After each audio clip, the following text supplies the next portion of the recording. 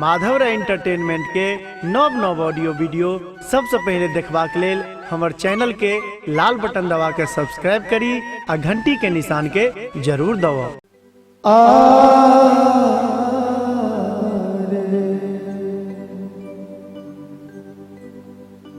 I know that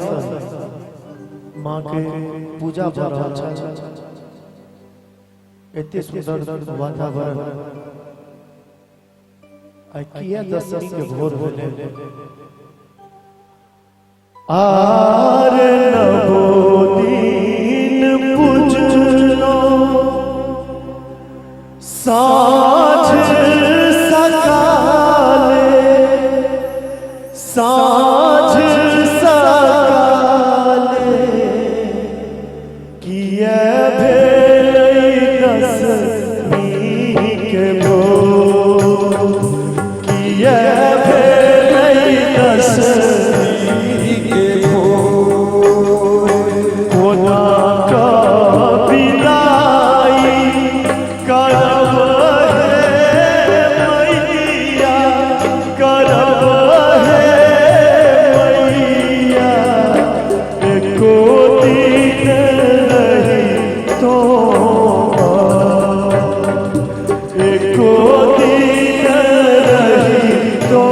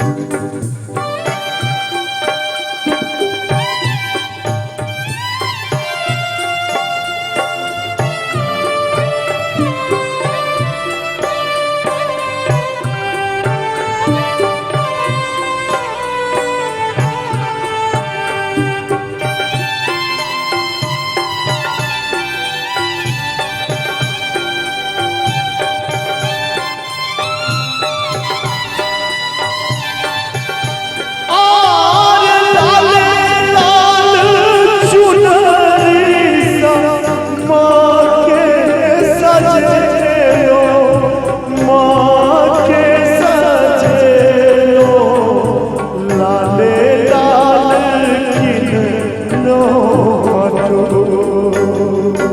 लाले लाल किले नो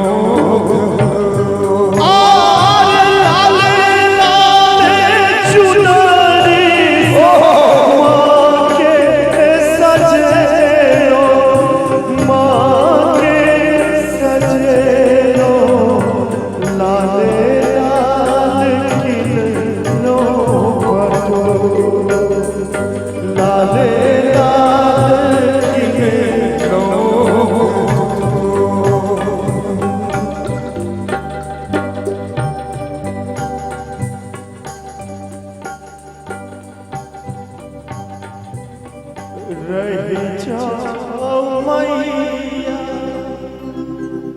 घर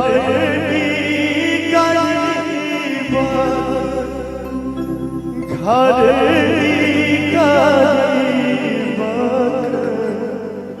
जुनी बानू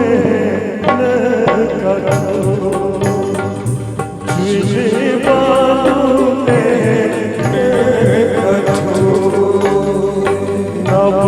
दिन पूछलो साँझ सकाले साँझ सकाले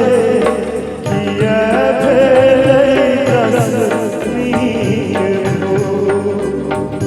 किया भेलै दसमी